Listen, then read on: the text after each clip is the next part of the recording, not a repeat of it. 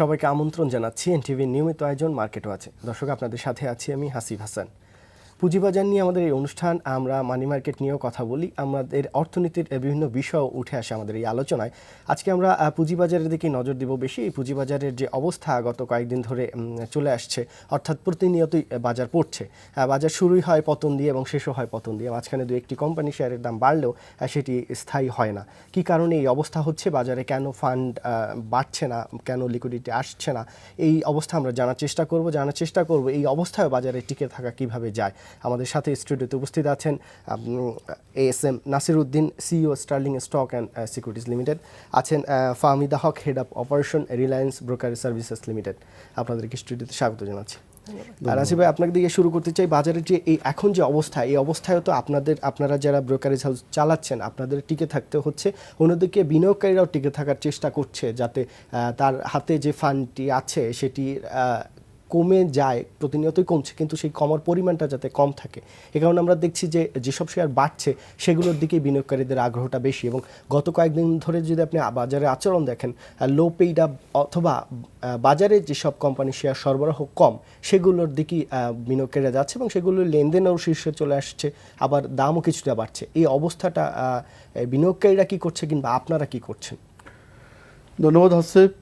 আমাদের এখন যে বিনিয়োগকারীদের মানসিক অবস্থাটা হয়ে গেছে আমার একটা রেল স্টেশনের যাত্রীর মতো। যাত্রী একটা ট্রেনের জন্য কতক্ষণ অপেক্ষা করবে সেইটা অপেক্ষা না করে তারা একটা চলন্ত ট্রেনে ওঠার চেষ্টা করতেছে।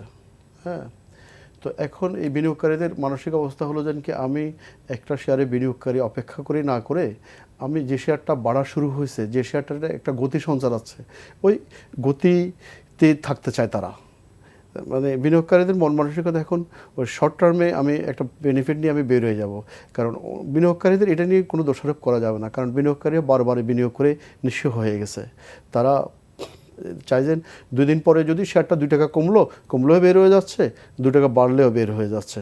বিনিয়োগকারীরা লং টার্মে বিনিয়োগটা ধরে রাখতে চাচ্ছে না, কারণ ধরে রেখেও বিনিয়োগকারীরা বিভিন্ন সময় সাফার হয়েছে। এই ক্ষেত্রে আমরা বিনিয়োগকারীদের যে দোষ দিব বা বিনিয়োগকারীদের বিনিয়োগকারীদের মন মানসিকতার মধ্যে একটা চাপ ফেলতেছে। মার্কেটের দীর্ঘদিনের অস্থিতিশীলতা, দীর্ঘদিনের অনাস্থা, দীর্ঘদিনের মার্কেটে বিভিন্ন সময়ে মার্কেট শুধু একটু আশার সঞ্চার, একটু ঝিলিক দিয়ে মার্কেট আগের অবস্থায় ফিরে যায়। মানে দীর্ঘদিনের এভাবে মার্কেটের পতন, এটা কখনোই আশাবাঞ্ছক না, এটা কখনো আশা করিনি আমরা। হ্যাঁ, তো এই অবস্থা থেকে ফিরে আসতে হলে আমাদের যেটা করতে হবে, প্রাতিষ্ঠানিক বিনিয়োগকারীদেরকে অংশগ্রহণ করা ছাড়া, প্রাতিষ্ঠানিক বিনিয়োগকারীদের অংশগ্রহণ, সরকারের ইনিশিয়েটিভ নেওয়া ছাড়া আমি আর কোনো উপায় দেখতেছি না। বিনিয়োগকারীরা আপনার বিনিয়োগে দীর্ঘমেয়াদী বিনিয়োগে বা মধ্যমেয়াদী বিনিয়োগে আস্থাশীল না, টোটালি আস্থাশীল না। জি, আপনার যদি এই বাজারের যে আচরণটি আপনি এখন দেখছেন, যে অনেক ব্রোকারেজ হাউস যারা বড় লার্জ আকারে আছে, তাদের যে প্রতি মাসের যে স্যালারি দিতে হয় সেগুলো দিতে পারছে না এবং মাদার অর্গানাইজেশন থেকে কিন্তু এখন সেই সাপোর্টটা পাচ্ছে না। এখানে কিন্তু আমরা দেখছি যে ব্রোকারেজ হাউসগুলো বা মার্চেন্ট ব্যাঙ্কগুলো থেকে কর্মী ছাঁটাই চলছে অনেক হাউজে এবং অনেকে ব্রাঞ্চ বন্ধ করে দিচ্ছেন, আবার অনেকে বিকল্প উপায় খুঁজছেন যে এই বাজারেই কিভাবে টিকে থাকা যায়, যে কারণে আমরা দেখছি যে ছোট শেয়ারগুলোর দিকে আগ্রহটা বেশি। আসলে এটা ঠিক। আমাদের আপনি যদি আমাদের তো ইনকাম কোথা থেকে আসে, ব্রোকারেজ হাউসগুলো স্পেশালি যে আমরা ট্রানজ্যাকশন করি, ট্রানজ্যাকশন যেটা আমরা কমিশন পাই ওইটাই আমাদের ইনকাম। এখন ট্রানজ্যাকশন নেমে এসছে 3000 থেকে 300-তে, তো আমাদের পাই কমে গেছে। আমরা সবাই তো শেয়ার করি, 250 ব্রোকার মিলে এগুলো শেয়ার করি। এটা আমাদের অলরেডি 2010-এর পর থেকে একটা মানে ব্রোকারেজ হাউসে কর্মী ছাঁটাই প্রচুর হয়েছে। মানে এক্সেস যদি থাকে এটা একেবারে আমরা এটা রাখা হয় নাই, ব্রাঞ্চ বন্ধ করা হয়েছে কিংবা ব্রাঞ্চ ছোট করে আনা হয়েছে। অনেকেই স্পেস শিফট করে ফেলছে, যাদের বড় অফিস ছিল তারা স্পেস শিফট করে ছোট অফিসে চলে গেছে শুধুমাত্র আমাদের ওই কস্ট মিনিমাইজ করার জন্য। তো এগুলা করতে যে আসলে হয়েছে কি, এইটা তো আসলে কোনো সলিউশন না। একটা কস্ট মিনিমাইজ আমরা কেন করতে যাব? আমরা তো চাই একটা এক্সপ্যান্ডেড একটা মার্কেট চাই, যেখানে আমরা সবাই মিলে ভালো থাকতে পারবো, আরও এমপ্লয়মেন্ট জেনারেশন হবে। আর এখন আসলে ওই মূল ব্যাপারটা হচ্ছে এখন ওই ট্রানজ্যাকশনটা কমে গেছে, ওইটাই সমস্যা। আর এই ট্রানজ্যাকশন কম হলেই এই ছোটো শেয়ারের পেছনে দৌড়ানোর প্রবণতা আমরা সবসময় দেখি। কারণ ওই অল্প আপনি এখন পুঁজির স্বল্পতার কারণে এটা হচ্ছে। পজিশন করার জন্য।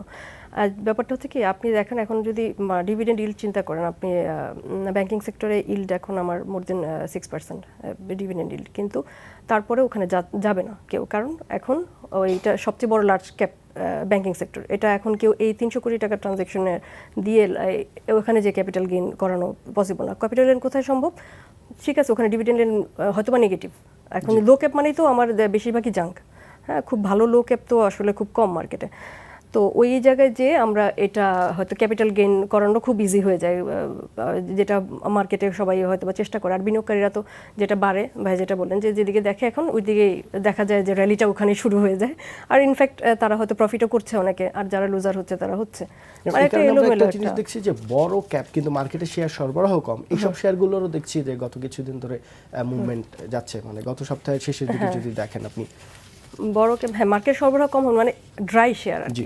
লো ক্যাপ হতে হবে মানে যেটা মার্কেটে ফ্রি ফ্লোট কম আছে, মানে লো ক্যাপ যেটা খুব সহজে আপনি বাই করলে যেটার প্রাইসটা মুভমেন্ট হবে, আপনি যখনই সাপ্লাইটা আসবে না তখনই তো আপনার প্রাইসটা মুভমেন্ট হচ্ছে, মানে ওখানেই আর কি তারা চলে যাচ্ছে, যেটা অল্প টাকা দিয়ে আমার পক্ষে করা সম্ভব হচ্ছে, মানে এই মোটিভটা কাজ করে। নাসিব ভাই, এই অবস্থায় আমরা অনেক সময় দেখেছি যে কোনো শেয়ারে বাড়লেই তদন্ত এবং ডিএসসি থেকে সবার আগে ডিএসসি থেকে কোয়ারি করা হয় কেন দাম বেড়েছে, কিন্তু এই অবস্থায় যারা যারা ব্রোকারেজ হাউসগুলো টিকে থাকার একটি বিষয় দাঁড়িয়েছে এবং বিনিয়োগকারীরা তাদের ফান্ডটা ধরে রাখার বিষয় দাঁড়িয়েছে, সেই অবস্থায় যদি এই যেগুলো শেয়ারের দাম বাড়ছে সেগুলোর ব্যাপারে কোয়ারি করা হয়, গত সপ্তাহে আমরা দেখেছি যে একটি না দুটি কোম্পানির ব্যাপারে ডিএসসি তথ্য জানতে চেয়েছে, এগুলো কি আরো খারাপ হচ্ছে না?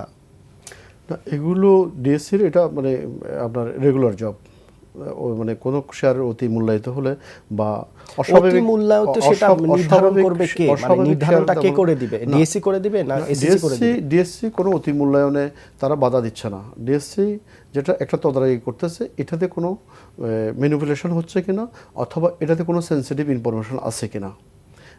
এই জিনিসটা ডিএসসির একটা regular job, they can do it, এটা করতে পারে।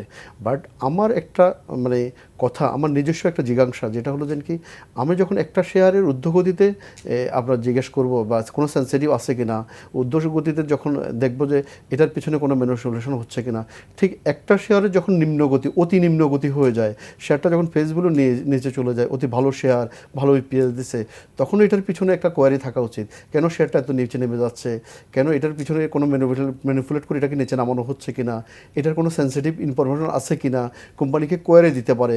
যেমন এটা বোম্বে স্টক এক্সচেঞ্জে করে দেখি, রিলায়েন্স ইন্স্যুরেন্স কোম্পানি, রিলায়েন্সের শেয়ার দাম কমে গেছে, রিলায়েন্সকে চিঠি দেওয়া হয়েছে, কেন তোমাদের শেয়ারের দাম কমে যাচ্ছে, তোমাদের এমন কি হয়েছে তোমাদের মার্কেটে তোমাদের শেয়ারের দাম কমে যাবে। তো আমি বলি এভরি আপনার তদারকি সংস্থার বা ডিএসসির যে কোয়ারিজগুলোর, এগুলো রিসিপ্রোকাল হওয়া উচিত। যেমন অতি মূল্যায়িত হলে যেমন তদন্ত হবে, ঠিক অতি অবমূল্যায়িত হলে তদন্ত হওয়া উচিত আমি মনে করি। আপনি রিলায়েন্সের কথা বলেন, আমি কোম্পানিটার নাম এই মুহূর্তে মনে পড়ছে না, নাসডাকে একটি কোম্পানি লিস্টেড যার দাম অস্বাভাবিকভাবে কমে যাচ্ছিল, তখন কিছু স্টক এক্সচেঞ্জ থেকে বলা হয়েছে যে এটার দাম কেন কমে যাচ্ছে, এবং তারা কোম্পানি যখন দেখলো যে তাদের যে প্রাইস হওয়ার কথা তার চেয়ে কমে আছে, কোম্পানি কিন্তু বাইব্যাক করেছে। এটা কোম্পানি বাইব্যাক করেছে, বাইব্যাক রুল আছে পৃথিবীর অনেক দেশে, এবং সেটা মানে তদারকি সংস্থাগুলোকে ইনিশিয়েটিভ নিতে হবে।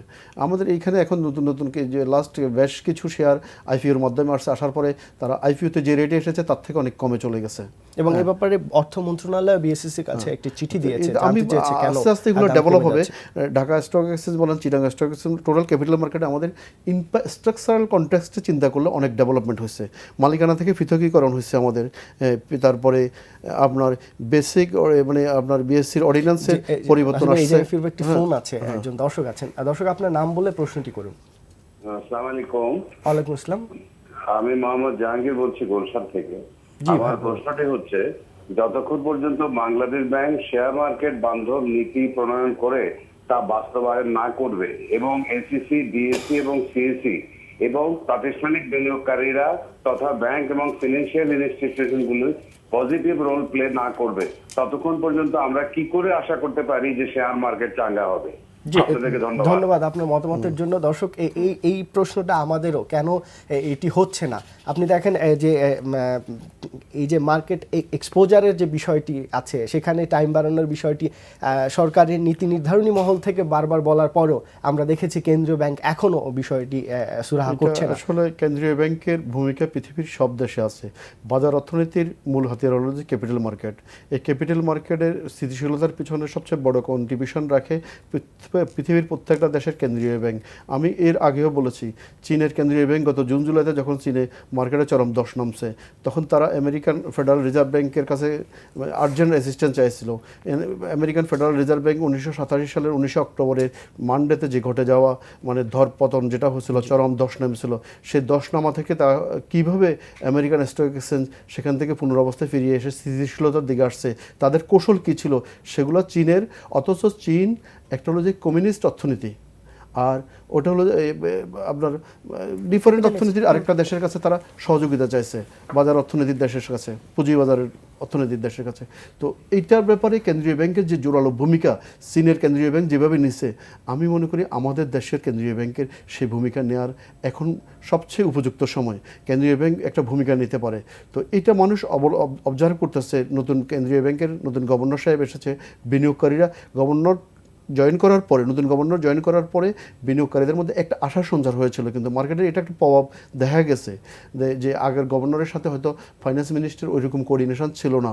নতুন গভর্নর আসার পরে হয়তো ফাইন্যান্স মিনিস্টারের সাথে একটা ভালো মানে কিন্তু এখানে ফাইন্যান্স মিনিস্টার কিন্তু স্পষ্ট নির্দেশনা দিয়েছেন এবং সেখানে গভর্নর ছিলেন, গভর্নর বলেছেন যে উনি এটি করে দেবেন। তারপরে কিন্তু আমরা দেখছি না যে এখন এটা আমাদের জন্য আরেকটু বুমেরাং হয়েছে, যখন নির্দেশনাটা আমরা বিভিন্ন মিডিয়ার মাধ্যমে, ফেসবুকের মাধ্যমে হয়তো আমরা অনেকে দেখেছি যে ফাইন্যান্স মিনিস্ট্রিকে একটা নির্দেশনা দিয়েছে, এক্সপোজার লিমিটটা 2018 বা 2020 সাল পর্যন্ত চাওয়া হয়েছিল। Merchant bank association, brokers association থেকে চাওয়া হয়েছিল, ডিসি এবং এসএসসি সিকিউরিটি এক্সচেঞ্জ কমিশন এটা চেয়েছিল। তো ওইটার ব্যাপারে যখন এখনও সঠিক সিদ্ধান্ত মানে এটার ইমপ্লিমেন্টেশনটা হচ্ছিল না, এখনও মানুষ বিনিয়োগকারীদের মধ্যে একটা দুম্বরজাল, এটা আদৌ হবে কিনা। হ্যাঁ, এই কারণে বিনিয়োগকারীরা একটু মানে অস্থিতিশীলতায় আছে। জি, এই যে এক্সপোজারের টাইম বাড়ানো হলে এটা নতুন করে কিন্তু বাজারে ফান্ড আসবে এটি বলা যাচ্ছে না, কিন্তু আস্থার একটি বিষয় থাকে, এটা ট্রু। মানে এক্সপোজার টাইম বাড়িয়ে দিলেই সবাই এসে ইনভেস্ট করবে এরকম ভাবার কোনো কারণ নেই। আর এখন এরপরেই মার্কেট একদম খুব ভালো হয়ে যাবে সেটাও ভাবার কোনো কারণ নেই, কারণ মার্কেট শুধুমাত্র এটার জন্যই আটকে আছে কিংবা ওইটার জন্য আটকে আছে এরকম ব্যাপার তো না। এটা অনেক কিছুর একটা কোঅর্ডিনেশন হতে হবে এখানে। তবে এটা মানে আস্থার ব্যাপারটা আসে কেন, আমরা সবসময় বিনিয়োগকারীরা শুনে আসছি 2010 পর থেকে আমরা এটা করব, কিন্তু কখনো আমরা যে কথাটা বলছি আমাদের কোনো কথা মানে কোনো প্রতিফলন আমরা দেখতে পাচ্ছি না। মানে এখনো এই যে এই কমিটমেন্টটা আমাদের করা হলো, বিনিয়োগকারীদের সাথে কমিটমেন্ট করা হলো, মার্কেটের সাথে কমিটমেন্ট হলো, এখন এই কমিটমেন্ট যদি না রাখা যায় তাহলে কিন্তু মানে এমনিতেই তো আস্থার সংকট একটা আছে মানে এই ব্যাপারগুলো নিয়ে, তো ওইটা আরও স্ট্রেনদেন হবে আর কি আমার যেটা মনে হচ্ছে, এবং ওনারা আরও ডিমোটিভেটেড হয়ে যাবে বিনিয়োগকারীরা। তো এই সব ক্ষেত্রে মনে হয় যে এই ব্যাপারগুলো যদি আমরা বলি অ্যাটলিস্ট আমাদের এই কাজটা করা উচিত, অথবা আমাদের অ্যাটলিস্ট আমাদের চিন্তাভাবনা করে যদি কোঅর্ডিনেশন লাগে এইভাবে না হোক অন্যভাবেও যদি হয় ব্যাপারটা, অ্যাটলিস্ট ওই ব্যাপারগুলো ক্লিয়ার করা উচিত যে না হয়তো আমরা এই কারণে পারছি না, এটা করলে বরং নেগেটিভও হতে পারে, উই ডোন্ট নো। এটা ওনারা ভালো বুঝবেন যারা অ্যানালাইসিস করছেন যে এটা বাড়িয়ে দিলে ভালো হবে না খারাপ হবে, কোনটা হবে। সো ওটা অ্যাটলিস্ট ক্লিয়ার হোক আমাদের সবার সামনে যে ভালো হচ্ছে না খারাপ হচ্ছে, তারপরে আমাদের ডিসিশনগুলো জানানো হোক। আমার মনে হয় ক্ষেত্রে খুব ভালো। জি, একটা ফোন নিয়ে নিচ্ছি। দর্শক আপনার নাম বলে প্রশ্নটি করুন। জি ভাই, হাসিফ ভাই, আসসালামু আলাইকুম। জি বলুন ভাই আমি শান্তাপুকে বলি, শোনেন, শেয়ার বাজারে ব্যবসা করতে হইলে আপনারা বারবার বলেন যে গেমলিং হবে না, গেমলিং চলবে না। দৌড় প্রতিযোগিতা দেখছেন নিশ্চয়, সবাই লাইনে দাঁড়ানোর পরে দেওয়ার পরে কি করে শেয়ার বাজার মানে তখন একজন ফার্স্ট হয়। তা আপনি এরকম একটা প্রতিযোগিতা শুরু করেন, কালকে থেকে কাউকে ধরা হবে না, যে যেভাবে পারে শেয়ার টানা শুরু করবে। শুধু এতটুকু ডিক্লেয়ার দিবেন যে কোথাও কোনো জায়গায় যদি কেউ ধরা খায়, কোথাও রাস্তায় মিছিল করতে পারবে না, মিছিল করলে কি করা হবে, স্টেট তারে থানায় ধরে নেওয়া যাওয়া হবে। শেয়ার বাজারে গেম করার জন্য শেয়ার, নইলে শেয়ার কিনবে কেন মানুষ? জি দর্শক ধন্যবাদ।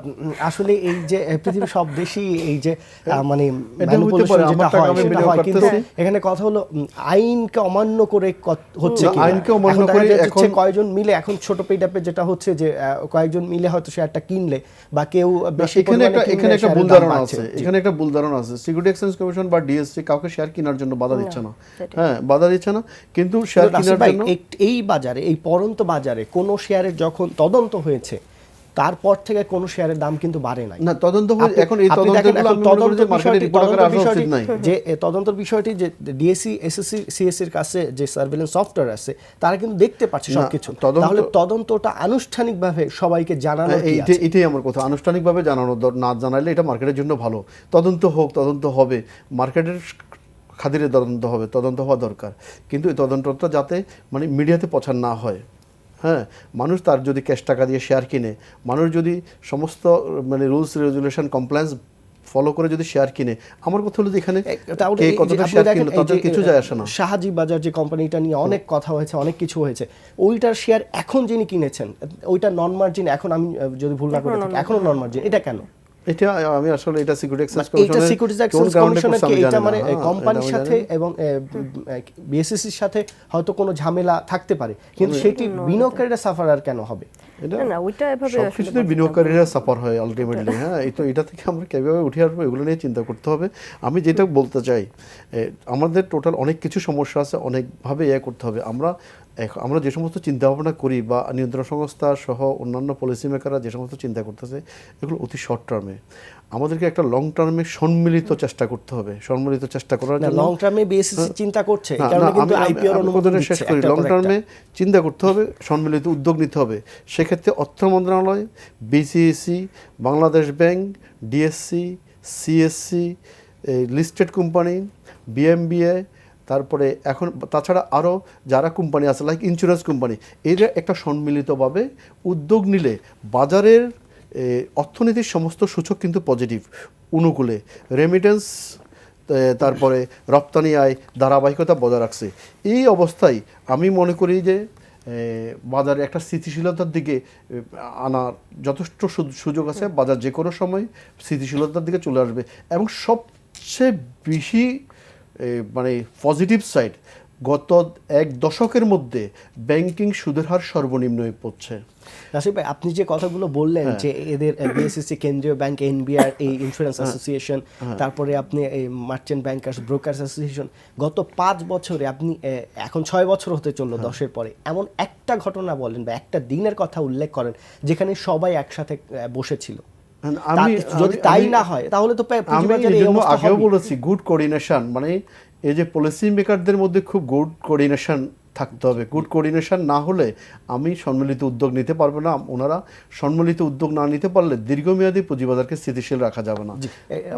এই বিষয়টি যদি বলেন যে এই সবার কিন্তু একসাথে কখনো বসা হয় না, তাহলে যার যার সমস্যা, যার যার দিক থেকে যে সমস্যাগুলো আছে সেগুলো তো একসাথে সমাধানের কোনো সুযোগ সৃষ্টি হয় না। কোনো সুযোগ সৃষ্টি হয় না, আর একসাথে সমাধানের সুযোগ সৃষ্টি না হলে এটা প্রবলেমটা থেকেই যাবে, মানে একটা প্রবলেম থেকেই যাবে। আমরা এটা আপনি ট্রু বলছেন যে মানে দেখা গেছে আমরা খুব শর্ট টার্মে এখন চিন্তা ভাবনা, মানে ধসের পর থেকে মানে আমার যেটা ফিল করি আর কি, যে আমাদের রেগুলেটরতে আসলে আমরা অনেক প্রেশারাইজ করে ফেলি। হয়তো ওই যে জেনারেল ইনভেস্টররা হয়তো বা অনেক করেন, মিছিল করেন, এই করেন, এটাতে ওনারা অনেক প্রেশারাইজ ফিল করেন, কারণ ওনাদের মূল উদ্দেশ্যই হচ্ছে জেনারেল ইনভেস্টরদের স্বার্থ রক্ষা করা। হ্যাঁ, তো ওনারা হয়তো প্রেশারাইজ ফিল করেন এবং ওনারা প্রেশারাইজ ফিল যদি করতেন তাহলে বিনিয়োগকারীরা 2010-এর পর থেকে আপনি দেখেন যে প্রায় 90টা কোম্পানি তালিকাভুক্ত হয়েছে, এখন 2.5 গুণ শেয়ারের সরবরাহ। তারপরেও তো বিএসসিসি কই আইপিও বন্ধ করে নাই কিছু সময়ের জন্য, যে আইপিও এখন অনুমোদন দিলাম না। বিনিয়োগকারীরা তো 2010-এর পর থেকে এই গত মাসেও বা এই মাসের শুরুতেও মিছিল করেছেন এবং তারাও কিন্তু একই দাবি তুলেছেন আইপিও সবার আগে বন্ধ করতে হবে, কিন্তু কই প্রেশারাইজ হয়ে তো তারা বন্ধ করছে না। আইপিও তো একটা প্রসেসে আসে, তো আসলে এটা ওনারা হয়তো, আপনি কিন্তু দেখেন যে লাস্ট ইয়ার 14টা এসেছিল, হ্যাঁ, তো এই বছর 4 মাসের মধ্যে এসছে 2টা, মানে এখন পর্যন্ত লিস্টেড হয়েছে 2টা। তো আমার মনে হয় একটু স্লো ডাউন হয়তো বা করা হয়েছে, আর ওই প্রসেসে আস্তে আস্তে দেখা যায় যে পাইপলাইনে কিন্তু অনেক আইপিও জমা। আর 2010-এর সময়ে হ্যাঁ প্রবলেমটা কিন্তু যখন আইডেন্টিফাই করলো, ধস কেন নামলো, আমরা পরে কিছু প্রবলেমস আইডেন্টিফাই করলাম। One of the major problem কি বলো, যে আমাদের ডিমান্ড আছে কিন্তু আমাদের সাপ্লাই নেই, যে শেয়ারের সাপ্লাই আমাদের কম, গুড কোয়ালিটি শেয়ারের সাপ্লাই কম। তো তো ওই মোটিভ থেকে এসে মানে আপনার তখন রাইট টাইমে যে ডিসিশনটা নেয়ার কথা ছিল, that is the যখন point. সরবরাহ বাড়ানোর কথা ছিল তখন বাড়ানো হয়নি, আর যখন সাপ্লাই প্রচুর তখন উল্টো সাপ্লাই বাড়ানো হচ্ছে। এবার যদি আজকে বাজার যদি আমরা দেখি, আজকে বাজারে যে শেয়ারগুলো এখন মনে হয় সূচক নেগেটিভ এবং ভালোই নেগেটিভ, বাজারের যে ট্রেড যেগুলো হচ্ছে, টপ ট্রেডে যেগুলো চলে এসেছে বেশিরভাগই দেখা যাচ্ছে লো পেইড আপ। এবং কিছু শেয়ার আমি যদি এই মুহূর্তে বলি, যমুনা অয়েল হয়তো সবার শীর্ষে আছে, তারপরে আপনার ইবনেসিন আছে, এবং নতুন যে একটি পাওয়ার আসলো ডোরেন পাওয়ার, তারপরে আপনি এই যে পদ্মা অয়েল, তারপরে আপনার আরও যে শেয়ারগুলো আছে, আইসিবিও উঠে এসেছে, অ্যারামিট, এই শেয়ারগুলোর মধ্যে আপনি দেখেন যেগুলো তেলগুলো ছাড়া আর বেশিরভাগ শেয়ারই লো পেইড আপ। এবং টপ 20-তে যে শেয়ারগুলো আছে তার যেগুলোর দাম বেড়েছে সেগুলোই লো পেইড আপের, এবং যেগুলোর দাম কমেছে সবগুলোর সরবরাহ বাজারে বেশি। তাহলে এই অবস্থায় বিনিয়োগকারীরা যদি এই ছোট পেইড আপের দিকে যায়, এবং তাহলে তো অন্য শেয়ারগুলোর আরও বেশি প্রেশার পড়ে এবং সেগুলো আরও বেশি ফল করে। তো এই অবস্থা গত কয়েকদিন ধরেই চলছে, এবং সেটি খুব তাড়াতাড়ি যে এটি পরিবর্তন হবে সেটিও লক্ষণ দেখা যাচ্ছে না। তাহলে যারা ভালো শেয়ার নিয়ে বসে আছে, যারা প্রাতিষ্ঠানিক বিনিয়োগকারী যারা ভালো শেয়ার নিয়ে বসে আছে, তারা যখন দেখছে একটা পর্যায়ে শেয়ারের দাম কমছে, তারাও তো আতঙ্কিত হবে না, এটা কি বলা যায়? না, আতঙ্কিত না হবার তো আতঙ্কিত হয়তো মানে প্রাতিষ্ঠানিক বিনিয়োগকারী আসলে ওইভাবে ট্রেড হয়তো করেন না, কিন্তু হয়তো করেন না আপনারা যেটা বলছেন, কিন্তু আমরা যদি গত এক বছরের আপনি হিস্ট্রি দেখেন, প্রাতিষ্ঠানিক বিনিয়োগকারীরাই সবচেয়ে বেশি ট্রেড করেন। সবচেয়ে বেশি ট্রেড করেন মানে কি, কোন সেন্সে মানে বলছেন? দুইটা, একটা তো বেশি করবেনই ভলিউমে, এটা তো যৌক্তিক কারণে, কিন্তু আপনার এই যে T+2 তে যে বাই সেল করা, একটু 10 পয়সা 1 টাকা বাড়লে যে বিক্রি করে দেয়া, এবং যৌক্তিক কারণে হয়তো টিকে থাকার জন্য তারা করছেন, কিন্তু তারাই কিন্তু এটা করছেন। এবং বিনিয়োগকারীরা এখানে যে ইন্ডিভিজুয়াল বিনিয়োগকারী যে কোনো শেয়ার কিনে এখন যে জমিয়ে তারপর সেটার প্রাইস আপ করবেন, সেই সুযোগটা আসলে এখন মনে হয় নেই। না, একেবারে নেই বলতে পারি না আমরা। আসলে আমাদের টোটাল মার্কেটের অবস্থানটাই তো কেমন হয়ে আছে না, এই ব্যাপারগুলো থেকেই আসলে ইয়েটা আসতেছে যে আমরা এই লো ক্যাপে যাচ্ছি, মানে কোনো স্থিতিশীলতা তো নাই। আমরা কিছুদিন লো ক্যাপে যাচ্ছি, আবার ওই যে মানে হুজুগে যে একটা রানিংয়ের একটা টেন্ডেন্সি ছিল আগের, ওই ব্যাপারটা আবার যেন একটু মনে হয় ব্যাক করে আসছে, এরকম মনে হচ্ছে আর কি। আর প্রাতিষ্ঠানিক বিনিয়োগকারীরা অল্প গ্যাপে যে বাইসেল করছে, কিংবা যেটা আপনার মনে হচ্ছে, হ্যাঁ অনেকে হয়তো কমিশন আর্ন করার জন্য যারা করতে পারে, বাট আমার মনে হয় ওইভাবে হয়তো কোয়ান্টিটি ওই রকম করলে তো আসলে ট্রেড ভলিউমও বেড়ে যেত। ট্রেড ভলিউমে তো আমি ওইটা রিফ্লেকশন দেখতে পাচ্ছি না, অত বড় রিফ্লেকশন পাচ্ছি না। আর বড় শেয়ার সেল করে দিবে বড়, হ্যাঁ যদি আপনার ওই টাকা, তবে লো ক্যাপ যেগুলো আছে, লো ক্যাপগুলো কিন্তু ম্যাক্সিমামই দেখা গেছে যে নন মার্জিন অথবা ক্যাশ করে কিনতে হয়। তো সেক্ষেত্রে ওই যারা এটা কিনছে তারা অন্য কিছু হোল্ডিং আছে কি পরিমাণ ইন ডাউট, কারণ এটা খুব যারা কিনছে খুব কম করেই হয়তো অনেকেই কিনছে, এরকম আর কি ব্যাপারটা চলে আসছে। তো ওইগুলোর উপর কিছুটা প্রেশার তো আসবেই, কারণ ওগুলা একটা বাড়লে এই সাইডটা বাড়লে ওইটার উপরে প্রেশারটা পড়ে যায়, কারণ ওখানে ইনভেস্টর কমে যায়। আচ্ছা, এখানে আমি একটা জিনিস অ্যাড করি। আজকে আপনি যেটা বললেন, কিছু কিছু লো ফেড আপ ক্যাপিটাল কোম্পানির শেয়ার মানে হয়ে গেছে। আপনি যে সমস্ত শেয়ারের নামগুলো বললেন, এর মধ্যে নতুন যে শেয়ারটা আছে ডরিন পাওয়ারের, আমি ইপিএস এবং যেটা রিপোর্ট দেখলাম ওইটা বাদ দিয়ে, অথবা ধরেন অ্যারামিড সিমেন্ট, এগুলো বাদ দিয়ে অন্যান্য শেয়ারগুলো একটা ভালো মানে শেয়ারের দাম বেড়েছে। এটার পিছনে মূল কারণটা হলো লো ফেড আপ ক্যাপিটালের দিকে মানুষ বা বিনিয়োগকারীরা ঝুঁকে পড়ার কারণ হলো যে একটা জিনিস, যে বাজারে শেয়ারের সাপ্লাই এবং ডিমান্ডের গ্যাপ। কারণ বাজারে যে পরিমাণ শেয়ারের সাপ্লাই এসেছে গত 10 বছরে, সেই পরিমাণ ফান্ড শেয়ার মার্কেট থেকে চলে গেছে। মার্কেটে যেখানে নতুন ফান্ড ইনজেক্ট করার কথা, ইনজেক্ট না হয়ে মানুষের কাছে পুঁজি খুব স্বল্প হয়ে গেছে। কারণ এই স্বল্প পুঁজিটা স্বল্প মূলধনী বিনিয়োগে চলে যাচ্ছে, এটাই হলো মূল কারণ। এখানে অন্য কোনো কারণ নাই। কারণ আজকে বড় পুঁজির বা বড় ফেডআপের শেয়ারগুলোতে কেনার মতো, বা বড় ফেডআপের ক্যাপিটালে আমি ইনভেস্ট করলে আমার এই বড় ফেডআপ ক্যাপিটালটা লোকজন চিন্তা করতেছে এখন পার ডে ট্রেড হচ্ছে 300 কোটি টাকা। 300 কোটি টাকার মধ্যে হয়তো দেখা গেল যে নেটিং হচ্ছে 100 কোটি টাকা, মানে নর্মাল ট্রেড হয়তো 200 কোটি টাকা। তো 200 কোটি টাকা ট্রেড হওয়ার পরে বা 300 কোটি টাকা ট্রেড হওয়ার পরে আমার বড় ফেড আপ ক্যাপিটালের শেয়ারগুলোতে মানুষের বিনিয়োগ আসতে, মানে ফান্ড ইনজেক্ট করতে অনেক সময় লাগবে। তো সেক্ষেত্রে বিনিয়োগকারীদের মধ্যে, ছোটো ছোটো বিনিয়োগকারীর মধ্যে বা প্রতিষ্ঠানিক বিনিয়োগকারীদের মধ্যে একটা ধারণা হচ্ছে যে না, লো ফেড অফ ক্যাপিটালগুলোতে আমি যদি বিনিয়োগ করি, যেখানে আরও বিনিয়োগ আসতেছে, সেখানে আমি হয়তো একটা রিটার্ন শর্ট টার্মে মানে ক্যাপিটাল গেইন করে আমি বের হইতে পারবো। এই ধ্যান ধারণা থেকে আজকে লো ফেড অফ ক্যাপিটাল বলেন, আজকে জাঙ্ক শেয়ারগুলো বলেন, সেগুলো একটু বাবল হচ্ছে। হ্যাঁ, অত খুব বাবল হচ্ছে আমি বলবো না। লো ফেড অফ ক্যাপিটালের মধ্যে অনেক শেয়ারের আপনি 2010 সালের প্রাইস চিন্তা করলেও সেগুলো অনেক নিচে পড়ে আছে, বুঝছেন। বাট মূল কারণ হলো যে কি, ডিমান্ড এবং সাপ্লাইয়ের গ্যাপ। আমি এটাও একটা বলতে পারি, অথবা সাপ্লাই গ্যাপ। সাপ্লাই গ্যাপ বলতে কি, আমার মার্কেটে যে পরিমাণ শেয়ারের সাপ্লাই আসতেছে সেই পরিমাণ ক্যাপিটালের সাপ্লাই আসতেছে না। ক্যাপিটালের সাপ্লাই আসলে শেয়ারের ডিমান্ড ক্রিয়েট করবে, কিন্তু শেয়ারের সাপ্লাই আসতেছে কিন্তু শেয়ারের ডিমান্ড ক্রিয়েট করতেছে না, কারণ ফান্ড সাপ্লাইটা নাই আমার। জি। এখন আমি আগে যেটা বলতেছি, সম্মিলিত উদ্যোগের মাধ্যমে যদি আজকে আমাদের কেন্দ্রীয় ব্যাংকে সহ অর্থ মন্ত্রণালয় একটা ইনিশিয়েটিভ নিয়ে এক্সপোজার লিমিটটাকে বাড়িয়ে দেয়। এক্সপোজার লিমিট নিয়েও একটা ধূম্রজাল আছে আজকে। আপনি কেন্দ্রীয় ব্যাংকের আচরণ কি সেটা বাংলাদেশের মনে হয় সবাই জানে ক্যাপিটাল মার্কেট সম্পর্কে, এবং নতুন পুনর্গঠিত কেন্দ্রীয় ব্যাংকের যারা দায়িত্বে আছেন তাদের আচরণও কিন্তু দৃশ্যমান কিছু হচ্ছে না ইতিবাচক। আর আপনি অর্থ মন্ত্রণালয়ের কথাটা বললেন, সম্প্রতি অর্থমন্ত্রী কোনো একটি টিভি চ্যানেলে একটি বাজেট নিয়ে একটি প্রোগ্রামে উনি কিন্তু ক্যাপিটাল মার্কেট সম্পর্কে যেটা বলেছেন যে এইখানে যারা মানে কথাটার অর্থটা এরকম দাঁড়ায় যে এইখানে কোনো কিছু বলে কয়ে হবে না, এবং উনি এই ব্যাপারে কোনো মন্তব্য করতে চাচ্ছেন না। আমাদের অর্থমন্ত্রী মহোদয় উনি মানে খুবই একজন মানে ব্রিলিয়ান্ট অর্থমন্ত্রী, এবং আমরা খুব সৌভাগ্য ওনার মতো একজন অর্থমন্ত্রী আমরা পেয়েছি। হ্যাঁ, আমাদের অর্থমন্ত্রী সাহেব বিভিন্ন সময়, কিছুদিন আগেও এখন শেয়ার বাজারের ব্যাপারে উনি যথেষ্ট আশাবাঞ্ছক কথাবার্তা বলতেছেন। উনি কিছুদিন আগেও আমরা পত্রিকার মাধ্যমে দেখতে পারলাম যে এক্সপোজার লিমিট বাড়িয়ে দেওয়ার জন্য উনি নির্দেশ দিয়েছে। তো আমি অফিসিয়ালি আমি তো জানি না, আমরা তো কাগজপত্র আমরা পত্রিকার মাধ্যমে পাই, তো অফিসিয়ালি নির্দেশ দিয়েছে। আর বাংলাদেশ ব্যাংকের নতুন গভর্নর চেঞ্জ হয়েছে। গভর্নর চেঞ্জ হওয়ার কারণে লোকজনের মধ্যে একটা আশার সঞ্চার করতেছে, লোকজন একটা স্থিমিত অবস্থায় আছে। বাংলাদেশ ব্যাংকের গভর্নর যিনি আসছেন, উনি কতটা শেয়ার মার্কেট বান্ধব, কতটা পুঁজিবাজার বান্ধব, এটা বোঝার চেষ্টা করতেছে সাধারণ বিনিয়োগকারীরা, ব্রোকারেজ হাউসের কর্মকর্তারা। উনি যদি যখন দেখবে যে বাংলাদেশ ব্যাংকের নতুন গভর্নর সাহেব পুঁজিবাজার বান্ধব, তাহলে এই জিনিসটা শুধু বুঝার পরেই শেয়ার মার্কেটে দেখবেন একটা বড় ধরনের চেঞ্জেস আসবে।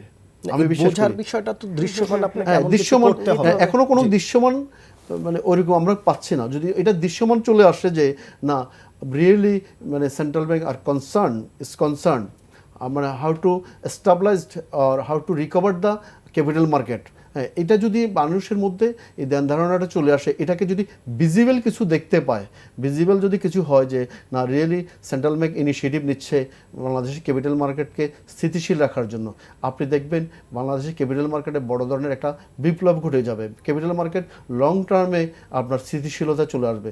তো আমরা এই জন্য অপেক্ষা করতে হবে। এই মুহূর্তে আমি মনে করতেছেন কি, অপেক্ষা করা ছাড়া আর কোনো উপায় নেই। বিনিয়োগকারীরা অপেক্ষা করতেছে, আমরা অপেক্ষা করতে হবে। আমি আশা করি একটা ভালো সময় শেয়ার মার্কেট দিকে আসতেছে, শেয়ার মার্কেটের জন্য খুব ভালো একটা সময় আসতেছে, আমার কাছে এটা মনে হচ্ছে। সবাই বলেছিল 2016 সালে বাজারের অবস্থা পরিবর্তন হবে, এবং জানুয়ারির প্রথম 2 সপ্তাহ আমরা দেখেছি বাজারে তার একটা ইতিবাচক প্রভাবও ছিল। তারপরে আস্তে আস্তে বাজারটায় যেমন ড্রাই হয়ে যাচ্ছে, ফান্ড নাই, সরবরাহ প্রতিনিয়ত বাড়ছে, এবং অনেকেই বলছেন যে আইপিওর কারণে বাজারে যতটুকু টাকা আছে সেটুকু বাইরে চলে যাচ্ছে, কারণ প্রাইমারি অ্যাকাউন্টে যারা প্রাইমারি শেয়ারে অ্যাপ্লাই করে তারা এইখানে বিক্রি করে দিয়ে টাকাটা নিয়ে যাচ্ছে, এবং এই অবস্থাটা কিন্তু প্রতিনিয়তই হচ্ছে। বাজারে মানুষের হাতে টাকা আছে কিন্তু ক্যাপিটাল মার্কেটে আসছে না, ব্যাংকেও এখন টাকা মানুষের আসছে না। তাহলে এই ক্যাপিটাল মার্কেটকে যদি একটু ঢেলে সাজানো যায়, একটু যদি সবাই সম্মিলিত চেষ্টা করলে, মার্কেটটা ভালো না হওয়ার কোনো উপায় নেই, কিন্তু সেই জায়গাটিতে বড় অভাব। এখানে আপনি যদি দেখেন যে বিএসসিসি থেকে শুরু করে ডিএসসি, সিএসসি, এই 3টা অর্গানাইজেশন একসাথে কোনো পদক্ষেপ আমরা দেখি নাই।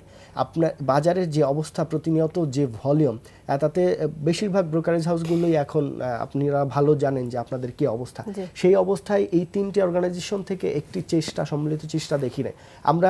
Merchant bankers association, brokers association এবং এই 3টি প্রতিষ্ঠান, এই 5টা অর্গানাইজেশন থেকে একসাথে কোনো ইনিশিয়েটিভ দেখি না, এবং এদের কোনো একটি অর্গানাইজেশন মানে ব্যক্তিগতভাবে আমাকে আনঅফিশিয়াল তারা বলেছেন যদি সবাই একসাথে কাজ করা হতো, এই 5টি অর্গানাইজেশন যারা পুঁজিবাজারের সাথে সরাসরি সম্পৃক্ত, তাহলে বাজারের চিত্র পরিবর্তন হতো। তাহলে নিজেদের মধ্যেই সমন্বয়হীনতা রয়ে গেছে।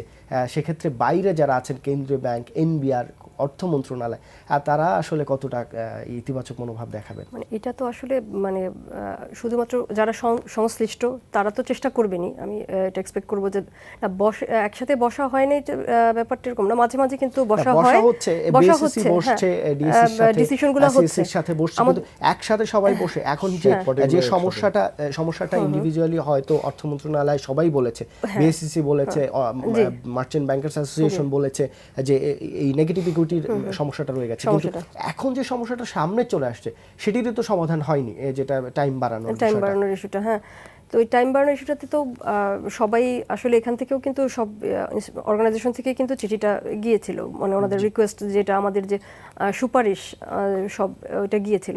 আসলে হয়েছে কি, মানে শুধুমাত্র কেন যারা আমরা ক্যাপিটাল মার্কেটে ইনভলভ তাদেরই এটা নিয়ে চিন্তা করতে হবে? এটা কি ইকোনমির কোনো পার্ট না? এটা তো অবশ্যই আমাদের ইকোনমির একটা পার্ট। আমাদের ইকোনমি যদি স্ট্রেনদেন করতে হয়, কোন দেশের ইকোনমি ক্যাপিটাল মার্কেট ছাড়া স্ট্রেনদেন হয়েছে আপনি বলেন? যে কোনো ডেভেলপ ইকোনমি ডেভেলপমেন্ট কেন, আপনি তারা ফাইট করেছে শুধুমাত্র ক্যাপিটাল মার্কেট দিয়ে, কিন্তু ফাইট করা। যদি এখন ধরেন চীন এবং ভারতের কথা বলেন, সেখানে ক্যাপিটাল মার্কেটের অবস্থা কি আর আমাদের? আমরা এখন মধ্যমায়ের দেশে যাচ্ছি এবং অর্থমন্ত্রী সম্প্রতি বলেছেন যে আমরা মধ্যমায়ের দেশে অলরেডি চলে গিয়েছি। তো তাই যদি হয়, এবং উনি আবার ওই সেম অনুষ্ঠানে উনি এটাও বলেছেন যে আমি ক্যাপিটাল মার্কেট নিয়ে আর কোনো কথা মন্তব্য করতে চাই না, তাহলে উনি তো বা অর্থ মন্ত্রণালয় কিংবা সরকার এটা মেনেই নিয়েছে যে ক্যাপিটাল মার্কেট ছাড়াই আমরা মধ্যমায়ের দেশে চলে যাচ্ছি এবং আমরা উন্নত করছি, এবং 7.05 যে গ্রোথ সেটি সাস্টেইন করবে উনি বলেছেন। তাহলে ক্যাপিটাল মার্কেট সম্পর্কে সরকারি বা নীতি নির্ধারণী মহলে যদি এই ধরনের মনোভাব থাকে, আপনি যেটি বললেন সেটির সাথে তো মিলছে না। না, ওনাদের মনোভাব আসলে হয়েছে কি, সব কিছু নিয়ে হয়তো মিডিয়াতে ওনারা অনেক কিছু ডিসক্লোজ করতে একটু প্রবলেম তো আছে, কারণ উনি যে ডিসক্লোজ করবে, যেমন উনি বলেছেন একটা কথা এখনো হচ্ছে না, এটা নিয়ে হয়তো আমরা অনেক সময় সমালোচনা করি। এই ব্যাপারগুলোর থেকে ঠিক আছে, আমিও বিলিভ করি যে সব কিছু মিডিয়াতে এসে ডিসক্লোজ করা ঠিক না। কাজ করার আমাদের উদ্দেশ্য কি? আমাদের ক্যাপিটাল মার্কেট রিভাইভ করার জন্য আমাদের যা করতে হবে তা হবে, তাই যদি হয় তাহলেই হবে, কারো কিছু ডিক্লারেশনেরও দরকার নেই, কিছু দরকার নেই, হলেই হবে। ঠিক আছে, উনি কিছু বলতে চান, ইটস ওকে, এটা ওনার ব্যাপার, ব্যক্তিগত ব্যাপার। তবে ইকোনমিক ডেভেলপমেন্ট ক্যাপিটাল মার্কেটে ডেভেলপমেন্ট ছাড়া হবে, এটা উই ডোন্ট বিলিভ ইট। এটা কোনো প্রমাণ নাই, কোনো নজির নাই পৃথিবীতে যে ক্যাপিটাল মার্কেটে ডেভেলপমেন্ট ছাড়া জিডিপির গ্রোথ হয়েছে। আই ডোন্ট সি এনি, মানে কোথা থেকে হবে এটা? তাহলে এটা আসতেছে কোথা থেকে? আপনাদের দুজনের কাছে একটা প্রশ্ন করতে চাই, যদিও আপনারা উত্তরটা দিতে পারবেন কি না, কারণ আপনাদের আইনি বাধ্যবাধকতার কারণে, যে এই অর্থমন্ত্রী সম্প্রতি ক্যাপিটাল মার্কেট সম্পর্কে অনেক ইতিবাচক কথা বলেছেন, টাইম এক্সটেনশনের ব্যাপারে বলেছেন, এবং এই সংশ্লিষ্ট যারা দেখা করতে গিয়েছেন তারা কিন্তু যথেষ্ট খুশি যে অর্থমন্ত্রী অনেক ইতিবাচক। আবার উনি সম্প্রতি যে মন্তব্যটি করলেন সেটি একটি ক্ষোভের বহিঃপ্রকাশ মনে করছে। তাহলে কি যারা এইখানে যারা আছেন, এই মার্কেটের সাথে সংশ্লিষ্ট যারা আছেন, তারা কি প্রপার সমস্যাগুলো তাদের কাছে তুলে ধরতে পারছেন না বা ধরছেন না? আমার তো মনে হয় যে রিপ্রেজেন্টেটিভ যারা করতেছে, যারা আমাদেরকে রিপ্রেজেন্ট করতেছে, ওনাদেরকে আরেকটু প্রোঅ্যাক্টিভ হইতে হবে। আমি বলি একটা জিনিস, দেশের অনেক বড় বড় সাফল্য আছে, দেশে বড় বড় ইনফ্রাস্ট্রাকচার ডেভেলপমেন্ট হচ্ছে। আমাদের দেশের কিছু গ্রোথ যদি চিন্তা করেন, পৃথিবীতে আমাদের দেশের ওই গ্রোথগুলোর দিক থেকে নজির স্থাপন। আমাদের দেশে পৃথিবীর মানে প্রথম 3টা ডেন্সিটির মধ্যে গ্রোথ রেটের দিক থেকে টেলি ডেন্সিটি পৃথিবীর মানে প্রথম 3টার মধ্যে একটা। বাংলাদেশের টেলিকম এর গ্রোথ এত বেশি হয়েছে। ঠিক আমাদের দেশে অনেক ইন্ডাস্ট্রিতে আমরা স্বয়ংসম্পন্ন। তো আমি মনে করি যে আমাদের বর্তমানে সুযোগ্য প্রধানমন্ত্রী, হ্যাঁ, উনি অনেক বড় বড় ইনিশিয়েটিভ নিয়েছেন, অনেক কাজ করছেন দেশের জন্য। আমার বিশ্বাস আমাদের প্রধানমন্ত্রী এই বাংলাদেশের ক্যাপিটাল মার্কেটের উন্নয়নে একটা বড় ভূমিকা রাখবেন, এবং সাথে আমাদের অর্থমন্ত্রী সাহেবও আমি মনে করি যে ক্যাপিটাল মার্কেটে উনি এগিয়ে আসবেন। এ ব্যাপারে আমি একটা আস্থা রাখতে পারি। আপনার এখানে শুধু হতে আমি মনে করতেছি একটা সময়ের ব্যাপার। এই সময়ের ব্যাপারে আমি একটা যেটা দরকার অর্থমন্ত্রী সাহেব এবং আমাদের মাননীয় প্রধানমন্ত্রী মহোদয়কে বোঝানোর জন্য আমাদের একজন ভালো লিডারশিপ দরকার, যে লিডারশিপগুলো আমাদেরকে রিপ্রেজেন্ট করে ওনাদেরকে এই মেসেজগুলো কনভে করবে। মানে ক্যাপিটাল মার্কেট আমাদের বাজার অর্থনীতির জন্য কতটুকু প্রয়োজন, ক্যাপিটাল মার্কেট আমাদের দেশের ফার্দার ইনফ্রাস্ট্রাকচার ডেভেলপমেন্টের জন্য ক্যাপিটাল মার্কেট কীভাবে কন্ট্রিবিউট করতে পারে। আমি একটা সিম্পল উদাহরণ আগেও দিয়েছিলাম যে শুধু গত 10 থেকে 15 বছরের মধ্যে এই ব্যাংকিং সেক্টরে প্রায় 28,000 কোটি টাকা ফেড অফ ক্যাপিটাল বাড়িয়েছে এই ক্যাপিটাল মার্কেটের মাধ্যমে। জি। তো আপনি ক্যাপিটাল মার্কেটের বাজার অর্থনীতিতে ভূমিকা বিশাল। আবার ক্যাপিটাল মার্কেটের স্থিতিশীলতার পিছনে মূল ভূমিকা রাখে দেশের কেন্দ্রীয় ব্যাংক। সো কেন্দ্রীয় ব্যাংক এবং অর্থ মন্ত্রণালয়ের সার্বিক সহযোগিতায় এই ক্যাপিটাল মার্কেট আবার স্থিতিশীলতায় ফিরে আসবে। এবং ক্যাপিটাল মার্কেটে আজকে যে টার্ন ওভারের কথা আমরা চিন্তা করতেছি ভেরি পুয়ার। আপনার একটা বাংলাদেশে যে মোবাইল ব্যাংকিংয়ে টার্ন ওভার হয় তার একটা মানে পার্সেন্টেজও আমরা এখন ক্যাপিটাল মার্কেটের পার্সেন্টেজ আমরা পড়ি না। তো আমি হ্যাঁ, যে কারণে মোবাইল মার্কেটের আমার দিকে নিজের একটা স্টাডি বেশি ছিল, নজর। রিসার্চ ছিল।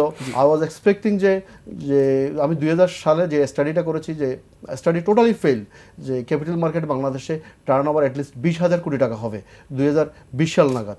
তো আমি সেখানে আমার কাছে এই স্ট্যাটিস্টিক্স আমি কিন্তু অন্যান্য সেক্টর নিয়ে কিছু স্ট্যাটিস্টিক্স আমরা ফোরকাস্ট করছিলাম, সেই ফোরকাস্টগুলো সেখানে কাজ করছে, কিন্তু এই একটা জায়গায় ফোরকাস্ট টোটালি ফেল। এটা পিছনে হয়তো আমি মনে করি যে কি একটা সঠিক সিদ্ধান্ত সঠিক সময় আসতে পারে না, রাজনৈতিক সিদ্ধান্ত আসতে পারে নাই, এবং আমাদের পলিসি মেকাররাও হয়তো ভালোভাবে ওইভাবে সম্মিলিতভাবে উদ্যোগ নিতে পারে নাই। নীতি নির্ধারণী মহলে যারা আছেন তারা বেশিরভাগই মনে করছেন, তাদের কথায় এরকমই উঠে আসে, বিশ্লেষকরা বলে থাকেন যে বাজার স্থিতিশীল আছে এবং এই কারণেই এইটার ব্যাপারে আর হস্তক্ষেপ কেউ এখন করতে কোনো চাচ্ছে একটা না। কনটেক্সটে যদি আপনি চিন্তা করেন, হ্যাঁ স্থিতিশীল বলতে আমরা কি বোঝাতে চাচ্ছি? স্থিতিশীল, হ্যাঁ, আমরা হয়তো বা একটা ইন্ডেক্স খুব ঠিক আছে, মাঝে মাঝে বড় ক্র্যাশ হচ্ছে, বাট গতিশীলতা তো নাই বাজারে, গতিশীলতা নাই বাজারের মধ্যে। এই যে আমরা হঠাৎ লো ক্যাপ নিয়ে কেন আমরা দৌড়াতে হবে, মানে আমাদের কেন এরকম আচরণ করতে হবে? একটা ক্যাপিটাল মার্কেটে এরকম আচরণ তো আমরা আশা করি না, আমরা ইনভেস্টরও আশা করে না, আমরা তো করবই না। আমরা চাই কি, আমরা সুচিন্তিত বিনিয়োগ চাই ইনভেস্টরদের পক্ষ থেকে, প্রতিষ্ঠানে বিনিয়োগকারীদের পক্ষ থেকে। কিন্তু যখন আসলে যে আর কোনো উপায় নেই, ওই যে আমাদের বিনিয়োগকারী ভাই বলেন যে মানে আমাদের ছেড়ে দেন, আমরা করে নেই, মানে এইরকম মানসিকতা, মানে তারা কোণঠাসা হয়ে গেছে, সবাই কোণঠাসা হয়ে গেছে, এরকম আচরণ করতেছে। এরকম আচরণ তো হওয়ার কোনো কারণই নেই। তো স্থিতিশীল হলেও এটাকে আরেকটু মনে হয় আমার ভাইব্রেন্ট করতে হবে, আরও লিকুইডিটি আনতে হবে। এখন এটা আসলে ওই বেল আউট করা ছাড়া কিংবা ওরকম লিকুইডিটি আনতে হবে, এখানে আনার দায়িত্ব কার? দায়িত্ব সবার, যদি আপনি যাদের কাছেই করবেন একই প্রশ্ন তারা উল্টো প্রশ্ন করে যে এই দায়িত্বটা কার? বিএসসির না, এই দায়িত্ব কার? ডিএসসির না, এই দায়িত্ব কার? সিএসসির না। কিন্তু ডিএসসি সিএসসির যে কার্যকলাপ, সম্প্রতি কার্যকলাপ, তার চেয়ে মার্চেন্ট ব্যাংকার্স অ্যাসোসিয়েশনের কার্যকলাপ অনেক বেশি। এই যে বাজার উন্নয়নে আমরা সম্প্রতি যে দেখছি, যার বিভিন্ন জায়গায় অর্থ মন্ত্রণালয়, কেন্দ্রীয় ব্যাংক থেকে শুরু করে সম্প্রতি মার্চেন্ট ব্যাংকার্স অ্যাসোসিয়েশনের ভূমিকা সবচেয়ে বেশি এবং সেটি দৃশ্যমান। কিন্তু সেই যে উদ্যোগ, এই উদ্যোগটা যদি সবার একত্রিতভাবে হতো, বিশ্লেষকরা বলে থাকেন যে বাজারে এই অবস্থা হতো না। মার্চেন্ট ব্যাংক এবং ব্রোকারেজ হাউসগুলো তারা হলো যে ফিল্ড লেভেলের ফিডব্যাক দিবে, বাজারে কি প্রয়োজন আছে, কি প্রয়োজন নাই, বাজারে কি করতে হবে। কিন্তু উদ্যোগটা মূলত নিতে হবে নিয়ন্ত্রণ সংস্থা। একদম শেষ পর্যায়ে নিয়ন্ত্রণ সংস্থা যেভাবে আপনার আদার্স পার্টিগুলোকে like Bangladesh bank, non banking ইনস্টিটিউশনগুলা, মানে অর্থ মন্ত্রণালয়, ওনাদেরকে যেভাবে ধরেন অর্গানাইজ করতে পারবে, ওনাদেরকে একটা টেবিলে নিয়ে আসতে পারবে সম্মিলিত উদ্যোগের জন্য, মার্চেন্ট ব্যাংক বা ব্রোকারেজ হাউসের পক্ষে সেগুলো সম্ভব নয়। আমরা বুঝতে পেরেছি যে এখানে বিএসএসির ভূমিকাটা এই ব্যাপারে। আপনারা যদি একদম শেষ পর্যায়ে যদি বলেন যে এই অবস্থায় বিনিয়োগকারীদের যে আচরণ এবং প্রাতিষ্ঠানিক বিনিয়োগকারীদেরও যে আচরণ, সেই আচরণের উপর ভিত্তি করে যারা নতুন করে ফান্ড আনতে চায় তারা কি করবে? নতুন করে যারা ফান্ড আনবেন তাদের ক্ষেত্রে অবশ্যই বলবো যে এইটা একটা সাময়িক অবস্থা। এই সাময়িক অবস্থা থেকে আপনাকে ডিসিশন নেওয়া চলবে না। সম্ভাবনা আছে, কারণ আমাদের যেহেতু এটা প্রবলেম, এটা আমরা যত কথাই বলি না কেন, আমাদের নীতি নির্ধারকরা অবশ্যই এটা বুঝেন এবং আমি আশাবাদী এবং আমি বিলিভ করি ওনারা এটার ব্যাপারে ব্যবস্থা নেবেন। সেটা যে ব্যবস্থাই হোক, ওনারা অবশ্যই আমাদের চাইতে ভালো বুঝেন। সো যারা আসবেন তাদের একদম খুব সুচিন্তিতভাবে যদি বিনিয়োগ করেন, আমি আশাবাদী যে ওনারা ভালো রিটার্ন করতে পারবেন। সো এই সাময়িক অবস্থা দেখে ভীত হওয়ার কোনো কারণ নেই, এবং যারা আছেন তাদেরও বলবো যে খুব বেশি ভীত হওয়ার মতো কিছু হয়নি, কিছু একটা সলিউশন আমাদের বের হয়ে আসবে অবশ্যই। ধন্যবাদ নাসির ভাই, আপনাকেও ধন্যবাদ। ধন্যবাদ এনটিভির দর্শকদের ধন্যবাদ। দর্শক, বিএসসি, কেন্দ্রীয় ব্যাংক, অর্থ মন্ত্রণালয় কিংবা দুই স্টক এক্সচেঞ্জের অনেক সমালোচনা হচ্ছে, তবে তারা কিন্তু পুঁজিবাজার উন্নয়নের জন্য কাজ করছেন। সেটি হয়তো সেই গতিটা যতটা দরকার ততটা হয়তো না, কিন্তু আমরা আশা করছি যে তাদের গতি বাড়বে বাজারের উন্নয়নের জন্য, এবং বাজারের সংশ্লিষ্ট যারা আছেন তারাও একসাথে কাজ করবেন। সবাই ভালো থাকুন। আগামীকালকে দেখা হচ্ছে অন্য বিষয় নিয়ে, অন্য অতিথিদের সাথে। সে পর্যন্ত ভালো থাকুন। আল্লাহ হাফেজ।